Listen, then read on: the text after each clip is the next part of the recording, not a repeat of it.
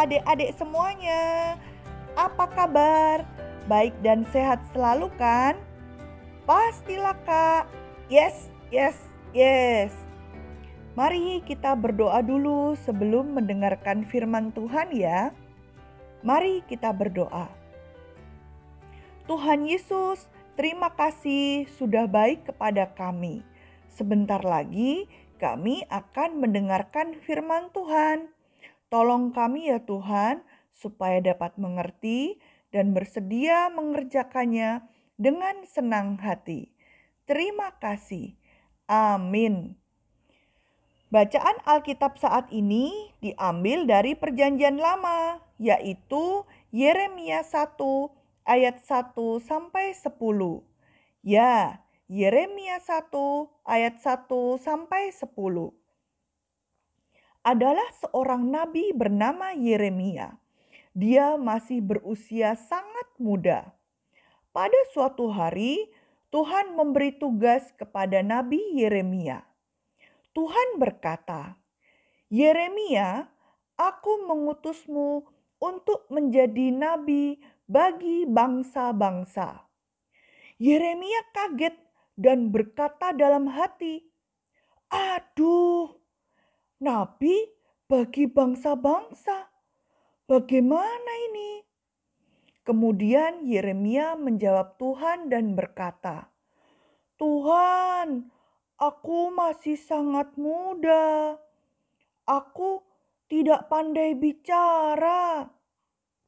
Tapi adik-adik, tahukah kalian apa yang Tuhan katakan kepada Yeremia? Tuhan berkata, "Yeremia, jangan takut. Aku akan menyertai kamu. Aku juga akan menolong kamu untuk menjalankan tugasmu." Wah, mendengar hal tersebut, Nabi Yeremia menjadi gembira. Dia pun menjawab perintah Tuhan tadi dengan berkata, "Iya Tuhan, aku mau mengerjakan tugas dari Tuhan.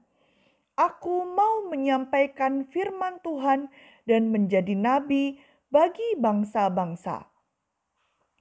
Adik-adik, Yeremia masih sangat muda pada saat itu dan ia merasa tidak berpengalaman. Bahkan Yeremia menyadari kekurangan yang dimilikinya ketika menerima tugas dan tanggung jawab dari Tuhan. Namun demikian, Tuhan meneguhkan panggilannya dan memberikan jaminan penyertaan kepada Yeremia. Kalau kita tidak berani mencoba, maka kita tidak pernah belajar. Tidak pernah belajar berarti tidak pernah bertumbuh. Tugas dan tanggung jawab itu sebenarnya adalah kesempatan kita untuk bertumbuh. Bagaimana dengan adik-adik di rumah? Apakah bisa berkata seperti Yeremia? "Ya Tuhan, aku mau mengerjakan tugas dan tanggung jawab dengan baik." Contohnya bagaimana, Kak? Untuk adik-adik kelas kecil contohnya, yang pertama, belajar merapikan tempat tidur sendiri, melipat selimut setelah digunakan.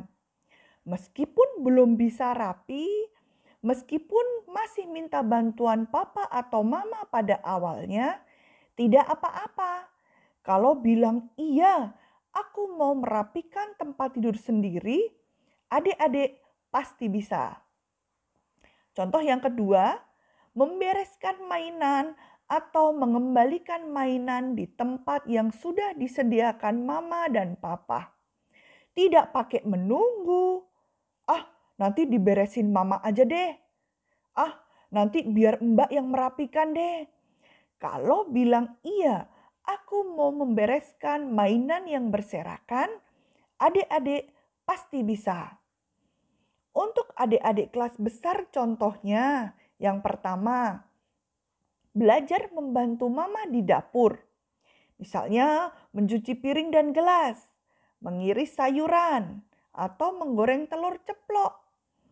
Meskipun takut pecah karena air sabun licin, meskipun takut teriris karena pisau tajam, meskipun takut pada minyak panas, tidak apa-apa karena ada mama atau papa atau nenek atau kakak yang menemani dan mengajari adik-adik.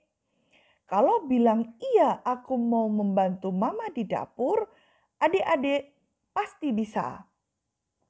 Yang kedua, belajar lagu rohani anak-anak yang baru. Apakah dengan menyanyi atau dengan bermain musik?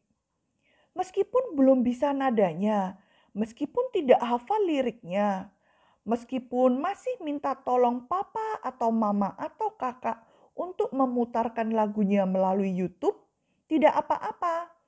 Kalau bilang iya, aku mau belajar lagu rohani anak-anak yang baru, adik-adik pasti bisa. Nah, bisa ya seperti Yeremia yang mengatakan, "Iya Tuhan, aku mau mengerjakan tugas yang diberikan." Yakin bisa dan pasti bisa karena Tuhan menolong. Pertolongan Tuhan bisa berupa kesehatan dan sukacita saat mengerjakan tugas, bisa juga berupa bantuan dari papa atau mama atau kakak. Oke, mari kita akhiri sapaan firman ini dengan berdoa. Terima kasih Tuhan Yesus selalu memberi yang terbaik untuk kami. Berkati kami supaya bisa mengatakan iya dalam melakukan semua perintah Tuhan. Dan kami juga memohon supaya Tuhan menjaga kami selalu sehat. Terima kasih Tuhan Yesus. Amin. Semangat sehat ya adik-adik semuanya. Dadah.